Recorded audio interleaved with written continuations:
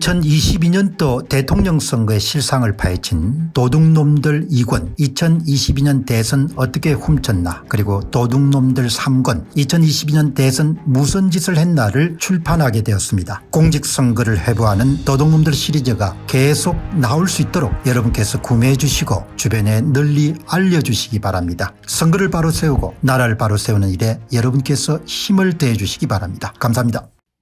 매사를 바라보는 것은 참 중요한 일이지 않습니까?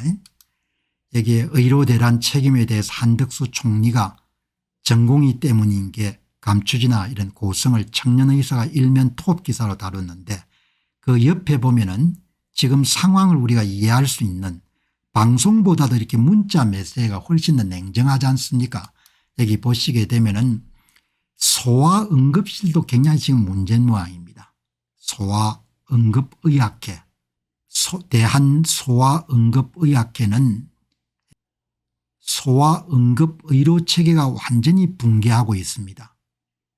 과도한 업무로 의료진 사직이 늘어나고 후속 인력을 배출하지 못해 소아응급의료 전문가 양성은 사실상 불가능한 상태가 되어버렸습니다.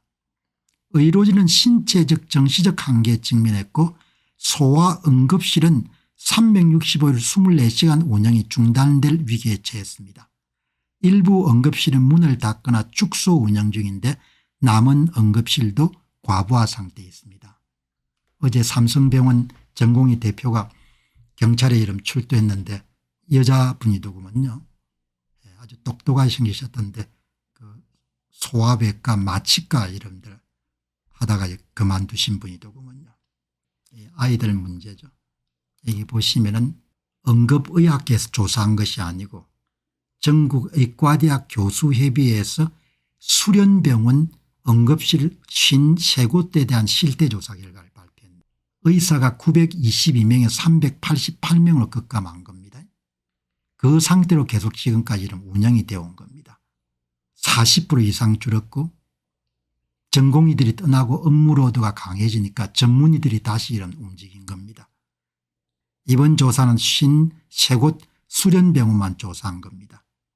인력이 그동안 42.1%가 줄어든 겁니다. 지난해 384명에서 올해 33명으로 전공의들이 91.4%가 줄어든 겁니다. 전문의들도 528명에 501명 27명 감소한 겁니다. 전공의들 빈 공간이 이렇게 큰 겁니다. 수련병원 53곳 가운데 54.7%인 29곳은 응급실 전문의 수가 감소한 반면에 늘어난 병원은 12곳에 불과하고 응급실 의사 수가 60% 이상 감소한 병원은 11곳이나 되고 50에서 60% 미만으로 감소한 병원이 10곳이고 그다음에 24시간 전체 응급실 운영이 불가능하고 의사 수가 5명 이하가 병원 수가 7개나 되는 거죠. 5명을 가지고 여러분들 24시간 가동할 수가 없는 거죠. 입원실 1000개 대학병원 응급실에 응급실에 의사 1명이 근무한다는 게 믿어지지 않습니다. 앞으로 더 버티기는 힘듭니다. 국민 피부에 와 닿듯이 응급실은 이미 붕괴하고 있고 이제 몰락의 길로 가고 있습니다. 20년 전보다 못한 의료를 가고 있는 것입니다. 의대 정원이 중단되고 전공의가 제자리로 돌아온 것 외에는 다른 방법이 없습니다. 재난 수준입니다. 다각도로 이야기를 하는 겁니다. 30년차 내과 개원이 말씀도 들어보고 지금 여러분이 보시는 것은 의과대학 교수협의회에서 수련병원 53곳을 조사해가 여러분들 보면은 응급실 사태가 보통 상황이 아닌 겁니다. 베드가 1000병원 베드에서 응급실에 의사 1명이 환자를 보는 겁니다. 재난 수준이라지 않습니까? 현재 대한민국 의료 문제는 단순히 진료를 보기 어려운 단계를 넘어섰고 재난 수준에 이르렀습니다. 방송하고 달리 여러분들 이렇게 문자 매체에 쓰는 그 어느한 것은 조금 더 이렇게 강도를 낮춘 거지 않습니까? 재난 수준이라고 이야기하지 않습니까? 여기 보시기 바랍니다. 국립대 어린이병원도 정상 가동이 거의 안 되는 모양입니다. 이대로면 정상 진료가 안 됩니다. 서울대만 유일하게 정상 진료가 가능하답니다. 국립대병원의 어린이병원 운영에도 빨간불이 켜졌는데 전국 6개 어린이병원 운영 현황을 공개했는데 부산대병원, 전북대병원, 전남대병원이 모두 다 전문의가 이름 감소해 가지고 진로 축소 단계, 진로 제한 단계에 들어간 거죠. 부산대병원 모두 다 부산대 어린이병원은 최근 소아응급실 호흡기 진료를 무기한 중단했고 호흡기 전문의가 단 한 명뿐이라 정상 운영이 어렵다는 겁니다. 정상되려면 최소 3명이 있어야 된다는 거죠.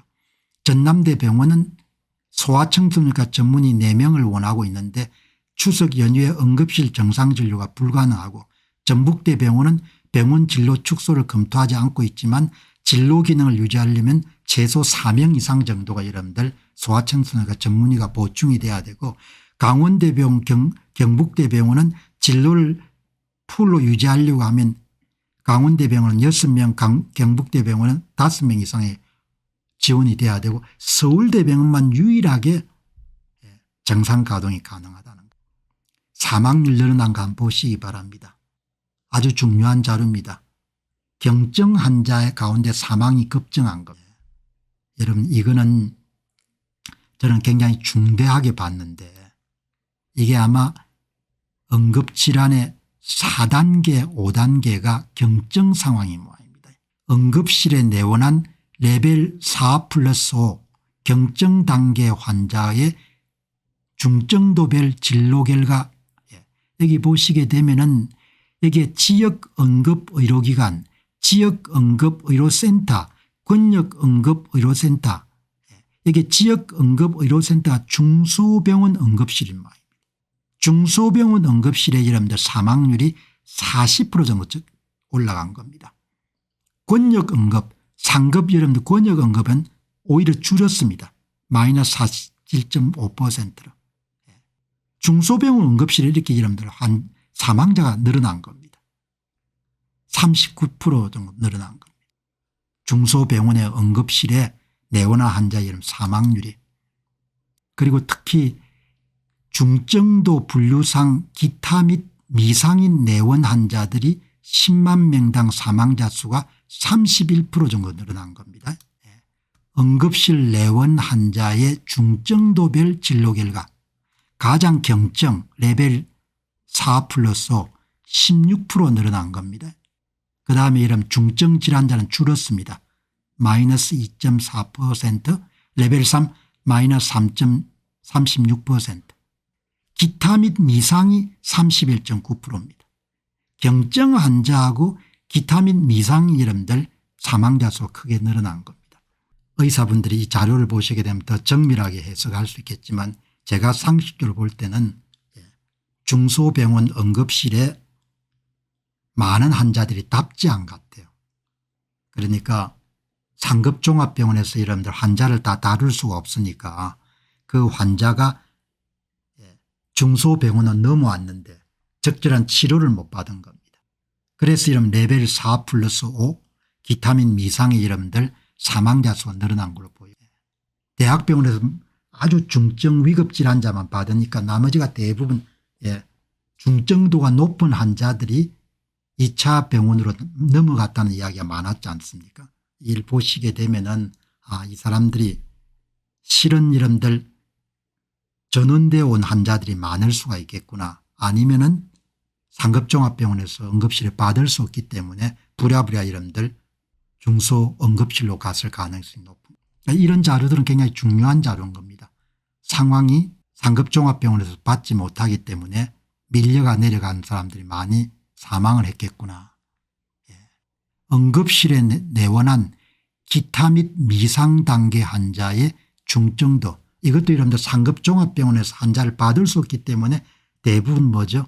112 구급대에서 지역응급의료센터나 지역응급의료기관으로 옮겼을 겁니다. 사망자 수가 굉장히 많이 늘어났지 않습니까?